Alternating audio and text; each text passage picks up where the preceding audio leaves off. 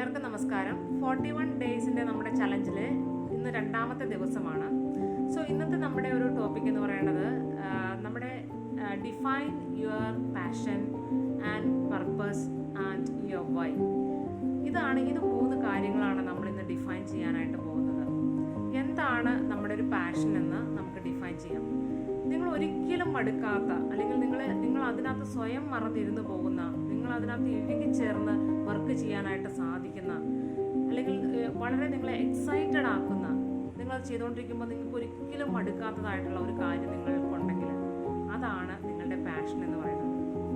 ആ പാഷനെ ശരിക്കും ചിലപ്പോൾ നിങ്ങൾക്കത് പല ആളുകൾക്കും പല കാര്യങ്ങളായിരിക്കും ഇഷ്ടം ചെയ്യാനായിട്ട്. ഇപ്പോൾ എന്നെ കേട്ടുകൊണ്ടിരിക്കുന്ന നിങ്ങൾക്ക് ചിലപ്പോൾ സ്റ്റിച്ചിങ് ആവാം ഇഷ്ടം, ചിലപ്പോൾ ഡിസൈനിങ് ആവാം, അതല്ലെങ്കിൽ സ്റ്റൈലിങ് ചെയ്യുന്നതാവാം, അല്ലെങ്കിൽ നമുക്ക് ക്ലോത്ത് സെല്ല് ചെയ്യുന്നതാവാം. ചിലർക്ക് സെല്ലിങ് ഒരു ഹരമാണ്.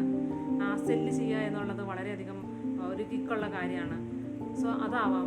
അതല്ലെങ്കിൽ കളേഴ്സ് പാറ്റേൺസ് ഒക്കെ വെച്ചിട്ട് നമുക്ക് ഫാബ്രിക്സുമായിട്ടൊക്കെ വർക്ക് ചെയ്യുന്നതാവാം നിങ്ങളുടെ ഒരു ഇഷ്ടം എന്ന് പറയുന്നത്. സോ നിങ്ങളുടെ ഒരു പർപ്പസ്, നിങ്ങളുടെ ഒരു പാഷൻ എന്താണ് എന്ന് ആദ്യം ഐഡൻറ്റിഫൈ ചെയ്യുക.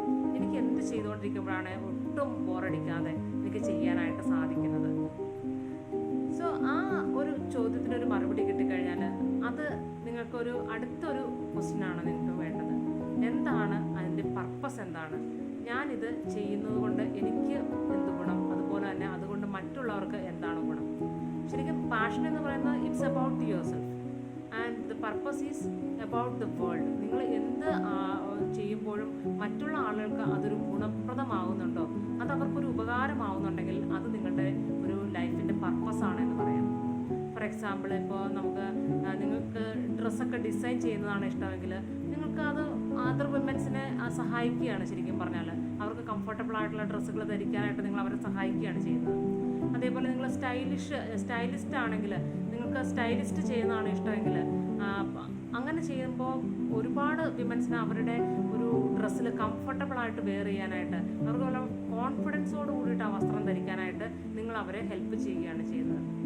അതുപോലെ നിങ്ങൾ ബിസിനസ്സാണ് ചെയ്യുന്നത്, റീസെല്ലിങ് അല്ലെങ്കിൽ ബിസിനസ്സാണ് ചെയ്യുന്നതെങ്കിൽ നിങ്ങളുടെ ഫാമിലിയെ നിങ്ങൾ ഫിനാൻഷ്യലി സപ്പോർട്ട് ചെയ്യുകയാണ് ചെയ്യുന്നത്. സോ അത് നിങ്ങളുടെ ഒരു പർപ്പസായി മാറുകയാണ്. നമ്മൾ എന്ത് ചെയ്യുമ്പോഴും മറ്റുള്ളവർക്ക് അതൊരു ഗുണപ്രദമാവുന്നുണ്ടെങ്കിൽ അതാണ് നമ്മുടെ പർപ്പസ്. ഒന്ന് ഓർത്ത് നോക്കൂ. ഒരു എക്സാമ്പിൾ പറയാം. നമുക്കിപ്പോൾ കുഞ്ഞൊരു ബട്ടർഫ്ലൈനെ അല്ലെങ്കിൽ ഒരു ചെറിയൊരു വണ്ടിനെ എടുക്കാം. അത് രാവിലെ എഴുന്നേറ്റ് തേൻ കുടിക്കാൻ വേണ്ടിയിട്ട് പല പൂക്കളിലും പോകുന്നു. ആ പൂക്കളിലൂടെ പോകുമ്പോൾ അതിനകത്ത് ഒരു ചെറിയ ഒരു പൂപ്പൊടി മറ്റുള്ള പൂക്കളിൽ പരാഗണമായിട്ട് സ്പ്രെഡ് ചെയ്യുന്നു. അത് പരാഗണം നടത്താനായിട്ട് സഹായിക്കുന്നു. അങ്ങനെ ആ ഒരു പ്രോസസ്സ് നടക്കുന്നത് കൊണ്ട് നമുക്ക് ചെടികൾ പൂക്കുന്നു, കായ്ക്കുന്നു, നമുക്ക് ആവശ്യമായിട്ടുള്ള ഫലങ്ങളും അതുപോലെ തന്നെ വൃക്ഷങ്ങളും ചെടികളും ഒക്കെ നമുക്ക് ലഭിക്കുന്നു. സോ അത്രയും ഒരു ചെറിയ ഒരു ജീവിക്ക് പോലും ഈ ലോകത്തൊരു പർപ്പസ് ഉണ്ടെങ്കിൽ നമ്മൾ മനുഷ്യരായിട്ട് ജനിച്ച ആളുകൾക്ക് എത്രമാത്രം വലിയൊരു പർപ്പസായിരിക്കും ഉള്ളത്. അപ്പോൾ നമുക്ക് മറ്റുള്ളവരുടെ ലൈഫിൽ എത്രമാത്രം ഹെൽപ്പായിരിക്കും ചെയ്യാനായിട്ട് സാധിക്കുന്നത്. സോ നമ്മുടെ പാഷനെ ഐഡൻറ്റിഫൈ ചെയ്യുക, നമ്മുടെ പർപ്പസ് ഐഡൻറ്റിഫൈ ചെയ്യുക. ഇനിയാണ് ഏറ്റവും പ്രധാനപ്പെട്ട ഒരു ഭാഗം വരുന്നത്. നമ്മൾ ഇത് എന്തിന് ചെയ്യണം എന്നുള്ള ഒരു ചോദ്യം. നമുക്കറിയാം, നമ്മളുടെ ഒരു കാര്യം ചെയ്യാനായിട്ട് നിങ്ങളുടെ ഒരു ഡ്രീം, വലിയൊരു ഡ്രീമാണ് അച്ചീവ് ചെയ്യാനുള്ളത്. പക്ഷെ നിങ്ങളുടെ ആ ഡ്രീമിലേക്ക് അച്ചീവ് ചെയ്യാനുള്ള നിങ്ങളുടെ അതിന് പിന്നിലുള്ള പ്രവർത്തിക്കുന്ന ഇമോഷൻ എന്താണ്? പലർക്കും പല കാരണങ്ങളാണ് നമ്മുടെ പാഷനെ ഫോളോ ചെയ്യാനും നമുക്ക് ആഗ്രഹങ്ങൾ നേടിയെടുക്കാനും വേണ്ടിയിട്ടുള്ളത്. ചിലപ്പോൾ ചിലർ ഇൻസൾട്ട് ആവാം. നമുക്ക് ആ കിട്ടിയിരിക്കുന്ന ഒരു ഇൻസൾട്ട് അതിനെ ഓവർകം ചെയ്യാൻ വേണ്ടിയിട്ടായിരിക്കും ചിലർ ആ സക്സസ് നേടണം എന്ന് ആഗ്രഹിക്കുന്നത്. അതുപോലെ പല കാരണങ്ങളാവും. ഇപ്പോൾ നിങ്ങളുടെ കുട്ടികളുടെ വിദ്യാഭ്യാസമാവാം, നിങ്ങൾക്ക് നല്ലൊരു പ്രൊഫിറ്റബിൾ ആയിട്ടുള്ളൊരു ബിസിനസ് റൺ ചെയ്ത് നിങ്ങൾക്ക് ആ പ്രൊഫിറ്റ് കൊണ്ട് നിങ്ങൾക്ക് നിങ്ങളുടെ ഫാമിലിയെ സപ്പോർട്ട് ചെയ്യണമെന്നാവാം. അതല്ലെങ്കിൽ നിങ്ങളൊരു പ്രൗഡായിട്ടുള്ളൊരു റിച്ച് ആയിട്ടുള്ളൊരു ലേഡി ആയിട്ട് എനിക്കിത് ചെയ്യാൻ സാധിക്കുമെന്ന് നിങ്ങൾക്ക് പ്രൂവ് ചെയ്യാനാവാം. ഇങ്ങനെ പല കാരണങ്ങളാവാം. സോ നമ്മുടെ ഒരു വൈ ഫാക്ടർ എന്താണ് എന്ന് സ്ട്രോങ് ആയിട്ടുള്ള വൈ ഫാക്ടർ ആയിരിക്കണം. അതല്ല എന്ന് നമ്മുടെ വൈ ഫാക്ടർ സ്ട്രോങ് അല്ലെങ്കിൽ നമ്മൾ ഈ ഒരു യാത്രയിൽ, നമ്മളുടെ ആ ഒരു ജേർണിയിൽ പല കഠിനമായ പാതകളും പിന്നിടേണ്ടി വരുമ്പോൾ നമ്മൾ ആ വൈ ഫാക്ടർ സ്ട്രോങ് അല്ലെങ്കിൽ നമ്മളത് വിട്ടുകളയും. സോ നിങ്ങളോട് തന്നെ ചോദിക്കുക, എന്ത് കാരണം കൊണ്ടാണ് ഞാനിത് ചെയ്യേണ്ടത്? ഇത് ചെയ്തു കഴിഞ്ഞാൽ എനിക്ക് എന്ത് ഗുണങ്ങളാണ് കിട്ടുന്നത്? ഇത് ഞാൻ ഞാൻ ചെയ്തില്ലെങ്കിൽ എനിക്ക് എന്തൊക്കെ നഷ്ടങ്ങളാണ് വരുന്നതെന്ന് ആദ്യം ചോദിക്കണം. ഇത് ഞാൻ ചെയ്യാതെ ഇങ്ങനെ തന്നെ ഇരുന്ന് കഴിഞ്ഞാൽ എനിക്ക് എന്ത് നഷ്ടങ്ങളാണ് വരുന്നത്?